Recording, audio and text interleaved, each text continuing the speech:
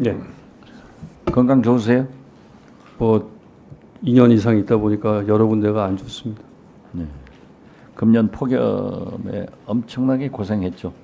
그래서 지금 기가 좀 빠져갖고 안 그래도 좀 참으세요. 알겠습니다. 저도 3년 살았어요. 네, 알고 있습니다. 저는 1심에서 20년, 항소심에서 20년 구형받고 12년 선고를 받았지만은 대법원에서 파기환송돼 가지고 살아와서 지금 이렇게 국회의원도 하고 그러잖아요. 저는 이화영 지사의 정의로운 그러한 내용을 잘 알고 있습니다. 아까 이성윤 우리 의원이 질문을 했지만은 김성태 회장 저하고도 잘 압니다.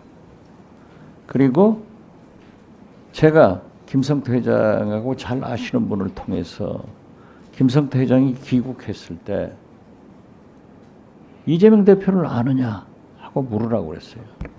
물었더니 전혀 모르고 술자석에서 한번 전화한 기억이 있다. 누가 술 먹다가 바꿔줘서. 그래서 제가 이재명 대표한테 물어봤어요. 아느냐? 전혀 모른다. 술자석에서 전화 한번 받았다는데 글쎄요, 그건 기억이 없는데요. 저도 정치인이니까 술자석에 있는 사람들이 많이 전화하잖아요. 자, 김성태 회장이 돌아오기 전까지 국정원의 블랙존과 함께 스마트팜 관계로 김성애 통전부 실장 접촉했죠. 제가 말씀해 주십니까? 예, 네, 그렇습니다. 그렇죠? 네, 그래가지고 국정원에서는 그러한 접촉을 하니까 블랙존이 안부수 회장을 협조자로 채용을 합니다. 그랬죠? 그렇습니다. 예. 그런데 김성태 회장이 돌아오니까 처음에는 500만 달러였는데 느닷없이 800만 달러로 하면서 방북 대가로 이재명 대표의 방북 대가로 지급한다. 이렇게 나왔죠. 그렇습니다. 예.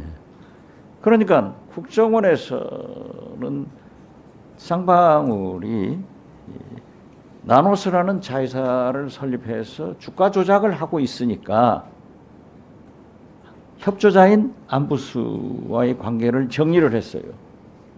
그리고 국정원에서 보고서를 내줬죠. 주가 조작이었지 전혀 다른 건 없다. 그렇습니다. 그렇죠? 네. 그런데 왜 검찰에 제출한 것을 검찰은 증거 채택을 안 했죠? 아니 그 뭐 증거로 냈습니다. 내가지고 네, 법원에서 인정을 하지 않았던 거죠. 법원에서 왜 인정을 안 했죠? 뭐 법원에서 1심 판결에 대해서 대단히 부적절하다고 저는 생각하고 있습니다. 좀 다투고 있는 중입니다. 법원이 지금 의원님이 말씀하신 바와 같이 국정원 관련 문건에는 뭐 여러 군데 또 뭐 계기가 되시면 한번 보시면 아시겠지만 제가 주장하고 또 저희 변호인단이 주장한 내용이 그 안에 다 적시가 되어져 있는데 그 부분에 대해서 대단히 아주 그 안부수의 허위 증언, 허위 보고한 것 한 부분만 인용해 가지고 그것이 제 유죄 판단의 근거가 돼서 지금 재판이 진행되고 있어서 저희들도 그 부분을 규명하려고 하고 있습니다. 그러니까 국정원의 블랙존이 관계를 하다가 쌍방울에서 주가 조작으로 이것을 대북 관계를 활용하니까 국정원으로서는 개인 회사의 주가 조작 관계에 대해서 우리가 관련할 수 없다 하고 끊었잖아요. 그랬었습니다. 네? 그랬습니다. 그런데 그러한 문건을 사법부에서 국가기관인 대공 최고의 정보기관 국정원의 문건을 왜 증거로 채택 안 했죠? 저는 이 사건은 향후 저희 국정원에서 저희 재판부에 제출한 거에도 거의 다 많이 가려져 있습니다. 내용이 많이 가려져 있고 파편적으로 부분만 제출되어 있기 때문에 향후 다른 절차를 통해서 그 시기에 있었던 국정원 문건이 다시 한번 검증되어야 된다고 생각을 합니다. 제가 정보위원이기 때문에 국정감사에서 그것을 한번 보려고 그래요. 네네. 그런데 국정원이 쌍방울의 대북 사업이 제대로 이루어졌으면은 안보수 회장을 통해서 계속 팔로우업을 했을 거예요. 그렇습니다. 그런데 주가 조작으로 활용하고 있으니까 대북 사업에 국정원이 협조해서 개인 회사의 주가 조작에 활용될 수 없다고 끄는 거 아니에요. 그랬었습니다. 그렇죠? 예. 이 과정에서 스마트팜 500만 달러가 왜 800만 달러로 둔갑했죠? 어떻게 해서 이재명 대표 방북 비용으로 둔갑했죠? 그러니까 이 사건의 본질은 쌍방울이 그런 주가 조작을 위한 목적으로 자기네 비즈니스를 위해서 북측하고 그 계약금, 자기네들 계약서 뭐 북한의 히트로도 가져오고 뭐 여러 가지 북한의 사업권을 획득하는 과정에서 계약금으로 아마 1,000만 불을 주기로 한 모양이에요. 1,000만 네. 불을 주기로 한 모양인데 그 시기, 그러니까 2020년 초창기에 뭐 500만 불이 약간 못 미치는 돈을 줬고 북에서 계속 재촉을 하니까 나머지 500만 불 주라니까 그걸 깎은 게 300만 불 같아요. 그래갖고도 나머지를 주고 그러면서 이제 이 두 일이 진행된 것들 500만 불하고 300만 불 준 정황들을 맞추다 보니까 하나는 그 당시에 스마트팜 비용을 대신해서 줬다고 하고 그 뒷부분은 아무 근거가 없으니까 갑자기 이재명 지사의 방북 비용을 대납해 줬다 이렇게 이제 거기에서 갑자기 뛰쳐나온 거죠. 갑자기 뛰쳐나온 거죠. 예. 제가요 20여 년 전에 검찰 조사를 받으면서 저도 검찰에 불려가서 폭탄 좀 많이 마셨어요. 그리고 또 다른 변호사들을 통해서 회의를 하던데 그렇게 구체적으로 여느 파티를 하고 짜장면도 먹고 다 했는데 그러한 것을 그 창고에서 한 장소에서만 했습니까? 검찰에서도 했습니까? 그러니까 그 창고란 공간이 검찰 청사입니다. 검찰이죠. 검찰 네. 청사입니다. 거기서만 했습니다. 아니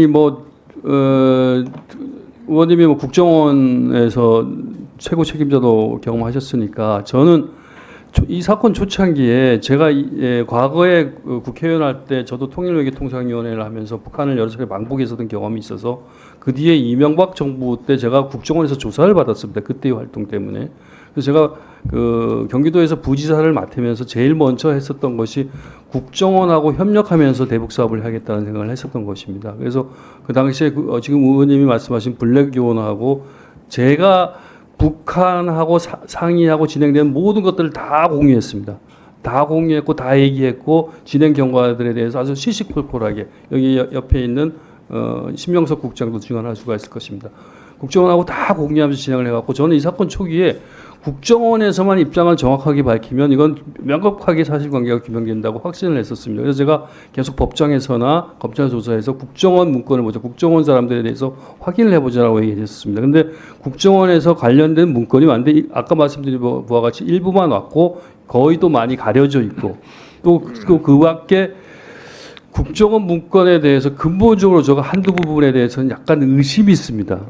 그러니까 이를테면 뭐 제가 현금 500만 불을 약속했다라는 표현이 있는데 이거 정말 황당한 표현인데 이런 것들이 어떻게 여기에 적시돼 있지? 이런 지점이 한두 군데 있습니다. 국정원 문건에. 정리해 주시죠. 그래서 제 말씀은 이 국정원과 관련된 부분에 대해서 좀 정보위원도 계시니까 좀 많이 관심을 가지고 이 부분에 대해서 진실 규명해 줬으면 좋겠어요.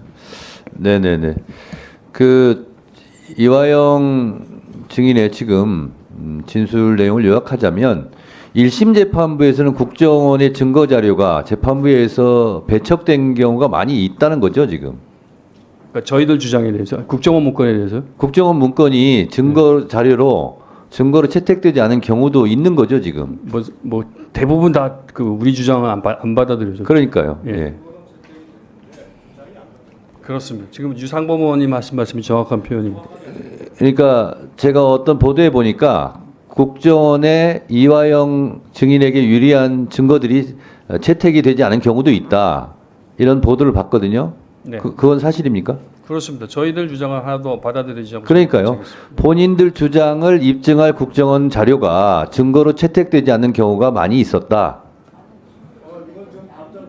그러니까 유상범 의원님이 말씀하신 것처럼 국정원 문건 전부는 증거로 채택이 됐습니다. 네. 근데 그 국정원 문건 속에서 표현되어지는 묘사를 저희들 저의 입장에서 훨씬 저희 주장이 부합되는 내용들에 대해서 재판부가 받아들이지 않았다 이 말씀입니다. 그러니까 유상부 의원이 좀 있으면 질의할 시간을 제가 절약하기 위해서 다시 한번 제가 요약하면 증거로 채택이 됐는데 거기에 피고 이화영 증인에게 유리한 그런 내용들은 채택이 많이 배제됐다 이렇게 이해하면 되겠습니까? 전부 다 배제도. 전부 다 배제됐습니까? 알겠습니다. 자 그러면 대망의 유상범 간사님 신문해 주세요.